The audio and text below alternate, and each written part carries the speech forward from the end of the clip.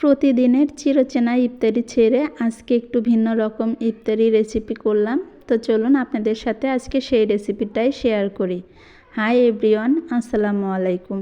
আমি সুমনা সিদ্দিকা, আপনাদের সবাইকে ওয়েলকাম করছি নতুন আরেকটি ডেইলি ব্লগে। আশা রাখছি বরাবরের মতো আমার আজকের ভিডিওটাও আপনাদের কাছে খুব ভালো লাগবে। ভিন্ন রকম ইফতারি করার জন্য আজকে আমি বাঙালিয়ানা ফুডই বেছে নিয়েছি।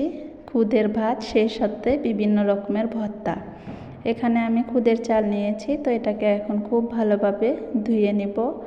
আর আমার কাছে পোলার চালের খুদের থেকে এই রেগুলার ভাত খাওয়ার চালের খুদ দিয়ে ভাত রান্না করলে এটাই বেশি ভালো লাগে, একটু বেশি ঝরঝরে হয়, যার জন্য খেতে মজা লাগে।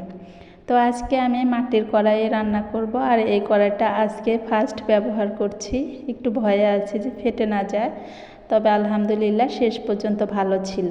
এটা আমি আগে প্রসেসিং করে নিয়েছিলাম, যার জন্য আর কি ফেটে যায়নি। ভর্তা বানাতে যেহেতু একটু বেশি সময় লাগে, তাই জন্য আমি ভর্তার যে জিনিসগুলো লাগে ওটাকে আগে প্রিপারেশন করে নিচ্ছি। তো এখানে মরিচ, পেঁয়াজ, রসুন সব কিছু আগে ভেজে নিয়েছি, যাতে করে আমি ভর্তাটা বানাতে বানাতে খুদের ভাতটা হয়ে যায়। তো যাই হোক, এখানে আমি তো এখন খুদের ভাতের জন্য প্রথমে পেঁয়াজ, সেই সাথে শুকনো মরিচ আর সামান্য একটু হলুদ দিয়েছি, যাতে কালারটা সুন্দর আসে।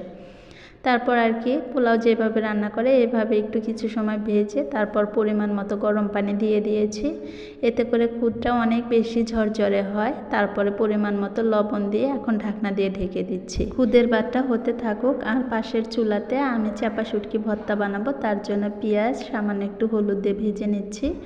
আর খুদের ভাতটাও কিন্তু মাঝে মধ্যে একটু দেখে নিচ্ছি। আমি দুই চুলাতে দুইটা বসিয়ে দিয়েছি।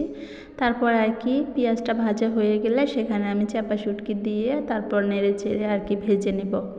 তো ভিডিওর এই পর্যায়ে এসে আপনাদের সবার কাছে একটা রিকোয়েস্ট করছি, আমার আজকের ভিডিওটা যদি আপনাদের কাছে কোথাও কোনো অংশ একটু হলেও ভালো লাগে, প্লিজ একটা লাইক দিতে ভুলবেন না। সেই সাথে আপনি যদি আমার চ্যানেলে আজকে প্রথম হয়ে থাকেন বা এরকম ভিডিও আরও দেখতে চান, তাহলে অবশ্যই আমার চ্যানেলটা সাবস্ক্রাইব করে আমার পাশে থেকে যাবেন। আর অলরেডি যারা এই কাজটা করে দিয়েছেন তাদেরকে জানাই অসংখ্য ধন্যবাদ। আমাদের বাসায় আমার খুদে রোজাদার হচ্ছে আমার মেয়ে, তো ও কিন্তু মাশাআল্লাহ সবগুলো রোজায় রাখছে আলহামদুলিল্লাহ।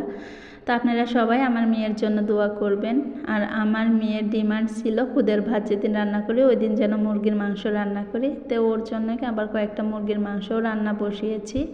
আর এখন একে একে আমি ভর্তাগুলো বানিয়ে নিব।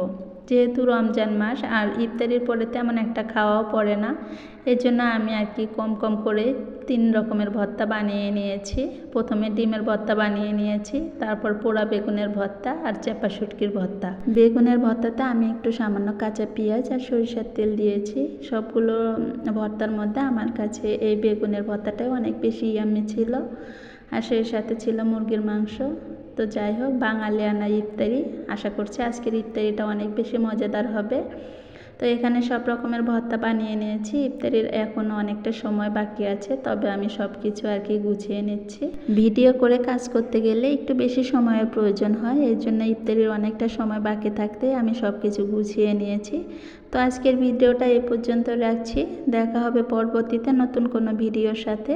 সেই পর্যন্ত আপনারা সবাই ভালো থাকবেন, সুস্থ থাকবেন, সবাই সবার জন্য দোয়া রাখবেন। আল্লাহ হাফেজ, আসসালামু আলাইকুম।